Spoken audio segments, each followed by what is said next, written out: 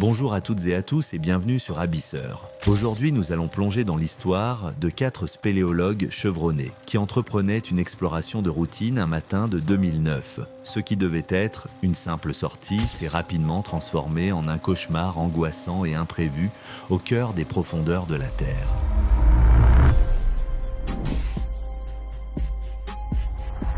Avant de commencer, sachez que seuls 3% de ceux qui regardent mes vidéos sont abonnés à la chaîne. Si vous aimez ce type de contenu, n'oubliez pas de cliquer sur j'aime et de vous abonner, ça m'aide énormément. Et maintenant, place à la vidéo. Le matin du 17 octobre 2009, un groupe de 4 spéléologues expérimentés, mené par John Heiber, âgé de 45 ans, s'est réuni pour explorer la grotte Fang en empruntant une entrée intermédiaire. Cette grotte est située en Colombie-Britannique, au Canada, dans le massif des McGregor Range, au nord-est de la ville de Prince George. Il s'agit de l'une des plus grandes et célèbres cavernes du pays. Faisaient partie de l'équipe John, Mike Nash, ainsi que 2 autres membres du Alpine Club, tous bien habitués aux exigences de l'exploration souterraine. Cette expédition était considérée comme une sortie classique et ils étaient parfaitement équipés pour affronter les passages sombres et tortueux de la grotte. Mais ce qui semblait être une mission ordinaire allait vite virer à une lutte acharnée pour la survie. Dès leur arrivée à l'entrée intermédiaire, ils ont entamé la descente pour accéder à une vaste salle appelée le Colisée. Ils se sont servis d'un point d'ancrage déjà en place et ont utilisé un dispositif d'expansion pour fixer leurs cordes. Ils ont installé une corde dynamique de 9 mm en double afin d'assurer une descente sécurisée pour tout le monde. Le Colisée offrait un grand espace, mais la suite du parcours les menait à une zone appelée le tire-bouchon, un passage très étroit et en pente avec des segments de plus en plus verticaux. Ils ont utilisé une grande colonne rocheuse au sommet de cette zone pour y installer une corde dynamique de 11 mm, facilitant la descente. Cette section était particulièrement difficile, parsemée de virages serrés et d'obstacles techniques à franchir. En descendant, ils ont également placé un coinceur mécanique dans une fissure située à environ 3 mètres au-dessus d'une petite plateforme, afin de renforcer la sécurité de l'équipe. Grâce à ce système, 2 spéléologues pouvaient progresser simultanément, ce qui offrait plus de fluidité dans les manœuvres. Après de nombreux efforts, le groupe a atteint la base du tire-bouchon, une section critique de la grotte. À partir de ce point, ils savaient qu'ils se rapprochaient des zones les plus profondes. Si la partie supérieure était déjà difficile, la suite s'annonçait encore plus étroite et pentue, obligeant chacun à adapter sa posture avec beaucoup de précaution pour continuer l'exploration. Progressant péniblement dans des couloirs de plus en plus exigus, l'équipe est finalement arrivée à la limite de leur objectif. L'atmosphère était oppressante, l'air devenait lourd, les parois se refermaient. Malgré l'excitation d'avoir atteint leur but, ils savaient que la remontée serait physiquement éprouvante. Pourtant, jusqu'ici, tout se déroulait comme prévu. Leur expérience leur permettait de rester efficaces et méthodiques en maniant leur matériel avec précision. Mais les dangers invisibles font partie intégrante de toute grotte. Après un moment de pause à la base du tire-bouchon, ils ont commencé la remontée. John Heiber a pris la tête, remontant prudemment à travers les passages les plus étroits. En arrivant à l'endroit où le coinceur avait été placé, il s'est aperçu que l'équipement avait glissé de la fissure, mettant en péril la stabilité de la corde. Il a immédiatement tenté de le replacer correctement afin de rétablir l'ancrage.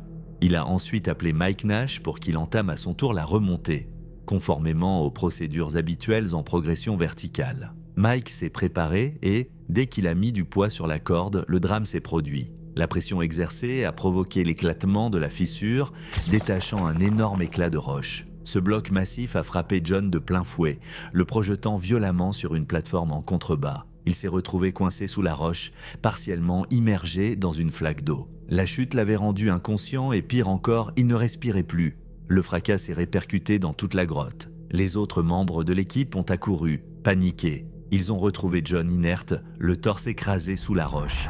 En unissant leurs forces, ils ont réussi à dégager le bloc, mais John restait inconscient, son corps complètement mou. Le groupe faisait face à une scène cauchemardesque. Leurs compagnons étaient dans un état critique. Malgré plusieurs tentatives de réanimation, John ne reprenait pas connaissance, et son état paraissait alarmant. Outre les blessures superficielles, il souffrait de nombreuses fractures, 7 côtes du côté droit, 3 à gauche, la clavicule et l'épaule droite brisée, ainsi qu'un poumon effondré. Il soupçonnait aussi une atteinte à la colonne vertébrale, mais il était impossible de le confirmer sur place dans la confusion générale. Constatant que John ne respirait plus, ils ont immédiatement lancé une procédure de réanimation cardio-pulmonaire. Cette intervention rapide a permis de le ramener à la vie. Peu à peu, il a repris conscience, bien que dans un état extrêmement affaibli. Pendant ce temps, une deuxième équipe menée par Tamara Costia entrait dans la grotte avec 3 novices. Bien qu'ils connaissaient le site, ils ignoraient tout de l'accident. Arrivés dans le Colisée, l'un des membres de l'équipe précédente les a informés que la progression serait retardée à cause de l'équipe encore en montée.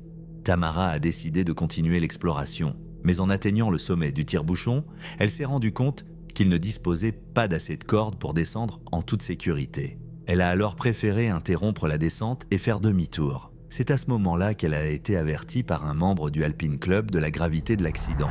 Tamara a immédiatement compris l'urgence de la situation et a ordonné à l'un de ses compagnons de retourner à l'entrée pour récupérer le téléphone satellite laissé à proximité.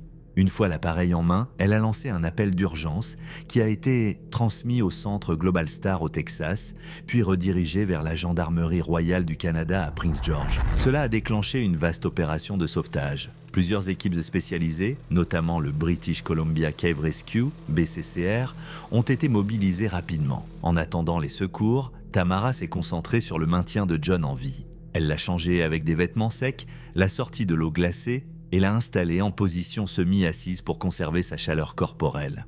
L'opération de sauvetage a débuté vers 19 h lorsque 2 hélicoptères sont arrivés avec les équipes et le matériel. À ce moment-là, John avait de nouveau perdu connaissance et respirait avec grande difficulté, ce qui faisait craindre le pire. À 20 h 15, le sauvetage actif a commencé. Grâce à un dispositif de maintien spinal et une civière spéciale Ferno Washington, les secouristes ont entamé l'extraction dans les conditions exigeantes du milieu vertical, utilisant poulies et cordages adaptés. À 21h30, John a été hissé jusqu'au Colisée. Ils ont remarqué que sa respiration s'améliorait lorsque sa tête était maintenue surélevée, alors ils ont ajusté sa position et appliqué des sacs thermiques pour stabiliser son état. Malgré ses blessures de grave, John montrait une volonté incroyable de rester en vie, luttant pour ne pas sombrer. À 23h30, ils ont atteint la sortie intermédiaire de la grotte. Bien qu'encore dans un état préoccupant, il était suffisamment stable pour être évacué à pied sur le sentier montagneux. Une marche de plus de 3 heures a commencé, au cours de laquelle les secouristes, épuisés, se sont relayés pour le transporter prudemment jusqu'au point d'extraction, où un hélicoptère les attendait. Après des heures d'efforts ininterrompus, John a finalement été embarqué dans l'hélicoptère, en direction de l'hôpital. Les médecins ont confirmé de graves blessures, multiples fractures, poumons effondrés et divers traumatismes. Pourtant, grâce à la rapidité et à la coordination exemplaire des équipes de secours, il a survécu. Après 2 jours en soins intensifs, John est resté dans un état stable et, après une longue période de convalescence, il a pu reprendre une vie normale. Si vous avez aimé cette histoire, cliquez sur la vidéo qui s'affiche à l'écran. Elle vous emmènera vers un autre récit d'exploration souterraine qui a très mal tourné. N'oubliez pas de mettre un pouce bleu et de vous abonner à la chaîne, ça m'aide énormément. Merci du fond du cœur à tous ceux qui suivent de mes vidéos et à très bientôt pour une nouvelle exploration.